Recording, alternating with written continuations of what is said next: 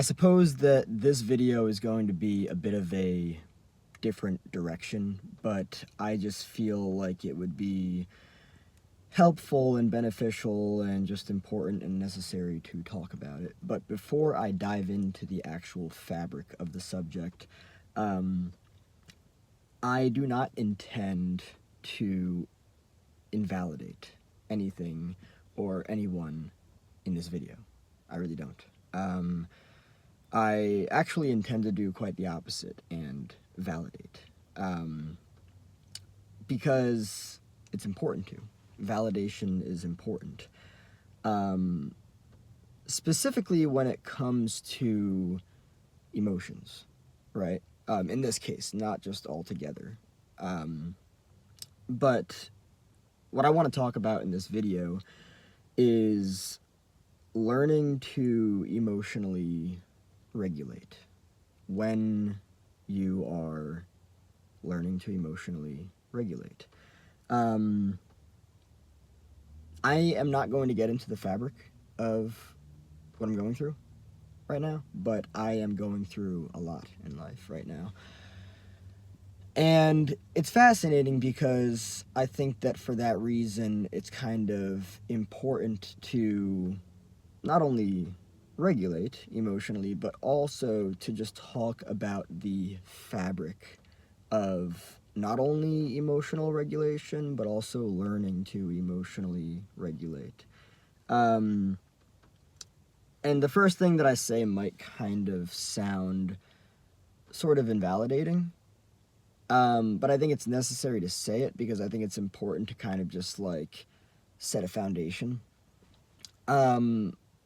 And what I'm going to say is that, and again, I'm not trying to invalidate anybody, including myself, but what I want to say is that I think a majority of things in life are not really that big of a deal, are not really that important. Meanwhile, some people may face challenges in dealing with them emotionally, right? And because of that, it's just kind of like fascinating to me how things can get distorted unnecessarily, right? You know, it's fascinating too because at this point in my life, there are things happening. I'm not going to say what they are, but there are things happening that are really just like humbling me and like grounding me and everything and reminding me to just stay calm. And I think that that's really like the most important thing about this. You know, when something happens, right? A stimulus, an event, whatever it is, right? Learning to approach it with a deep level of awareness, both awareness of the event and awareness of the self, in this case, specifically emotions, right? It's fascinating, actually. I've heard a story, and again, I'm not going to name any names, but I've heard a story where somebody's relative, they were writing a letter, I believe it was, to somebody, and it was very emotional, right? And basically, it would have damaged, like seriously damaged, at least one relationship. And I believe I remember hearing that the person did send it was either a letter or like an email or something like that. They did send a letter, and I think that it involved like accusations and this, that, and the other, all of the stuff that can really fuck up relationships, right? And so they didn't really do a whole lot of like self-reflecting and just kind of like taking a step back and looking at the bigger picture before hitting send, right? Because once you do that, you can't take that back and there are going to be consequences that follow with that stuff, right? This is, of course, the importance of emotional regulation, right? Oftentimes, a stimulus, an event, a thing, a person, whatever it is, to us could appear, not that it actually is, but could appear far bigger a problem than it actually is, right? It gets distorted, it gets, fucked up, blown out of proportion, whatever it is. And, we just end up pressing send either on our emotions and our behavior or on a fucking email or a letter, and things get fucked up. And that's just the reality of it, right? So in this time of just like a whole bunch of things going on in my life, I've actually I've been watching a few videos on relationships, relationship dynamics, communication, styles of communication, approaching people, without being like defensive or offensive or any of that kind of stuff. And it's a really beautiful feeling to realize that you can profoundly transform your relationships based on how you approach them, right? You can diffuse an issue just by approaching it in a different way, right?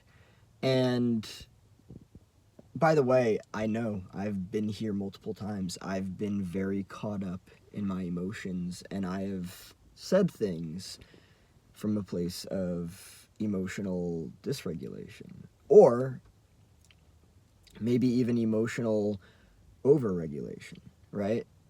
Two extreme opposites of the same spectrum, right?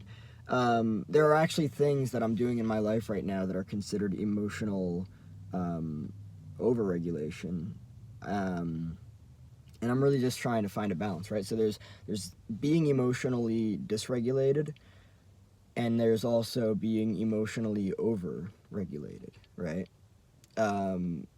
Dysregulated, I believe, is when you just like don't have control over your emotions, and because of that, you react and you fuck up your relationships, right? Being emotionally overregulated, from what I understand, is when you really haven't taken the time to actually put in the energy to heal, right? You didn't you didn't put in the necessary energy back when the thing happened, and so now you're doing it. And I mean, I do this now. I scream my brains out in my car, right? Because that necessary balance to return to is what I'm trying to achieve. But just on the subject of when you're learning to emotionally regulate, just if you can allow yourself to see how fucking, and this is the challenging thing too, because emotions and in the moment shit kind of like stop or prevent us from seeing this. But if you can allow yourself to see just how like actually okay things are, like how not big of a deal things are, like shit gets so good. It really does. And when you can learn to not be defensive, if somebody is saying something about you, there's a really good likelihood that it's not personal, and it's just like a projection or a displacement of their own insecurities from them onto you, because they don't have healthy boundaries, and it's easier for them to just give you their stuff rather than them actually sitting with it and doing something about it, right? So even like the defensiveness doesn't need to be there, because there's no offense to be taken, because it actually has nothing to do with you, right? Or if it does, having the capacity to be able to apologize for what it is that you did or said is very important, right? These are kind of like basic foundational groundwork stuff. Again, not to invalidate, but I'll end off with this, and I might actually make another video of this because I like this subject. But you might come out of things where you've emotionally reacted. You might feel bad about it because you took things too far, right? Maybe there's guilt, maybe there's shame, whatever there is there. Just learning to kind of like take a step back and breathe, and just remembering that, like, I mean, if you can come out, I'll end off with this. If you can come out of the situation and realize that it actually wasn't that big of a deal, and realize that you actually just got lost in your emotions, then you can take a step back, you can turn around and reflect and be like, I can learn from this. I can be more aware of my emotions when they arise, right? I can name them if that's what you want to do. I can communicate that I need some time to myself. I am an autonomous individual that is capable of taking time to myself, and I can communicate that, and I can do the best that I need to for myself, and instead, not react emotionally and not distort things and get things fucked up. And by the way, I'm on this journey as well. I'm not here preaching to anybody. This is just self-reflection. I'm really doing the best that I can to just like look at my own self and look at my own life and how I react or respond to people. My capacity to not get defensive. I think that, seriously, last part. I think that a person's capacity to just be present, be aware, both of the event and of self, and to not get defensive. Shit, there is so much transformative potential there.